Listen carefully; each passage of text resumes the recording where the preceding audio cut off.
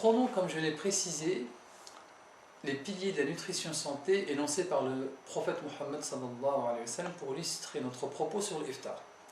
Tout d'abord, n'oublions pas que l'estomac est un organe fragile et que le remplir de façon malencontreuse procure des agréments.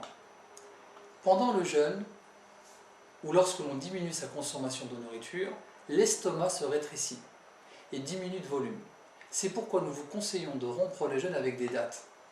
C'est un sucre rapide, il redonnera de l'énergie très rapidement.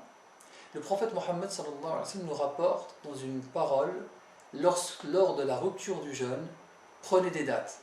Si vous n'en trouvez pas, alors prenez de l'eau. On voit dans cette noble parole que le prophète Mohammed sallallahu alayhi wa sallam précise les dates en premier et rien d'autre.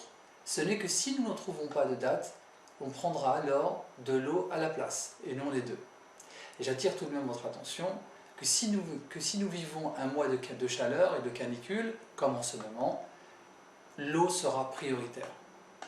Pour résumer, tout de suite après la rupture du jeûne, des dates ou de l'eau, mais pas les deux, faire la prière de Maghrib, prendre ensuite un repas très léger, si possible liquide, aller ensuite à la prière de Tarawih.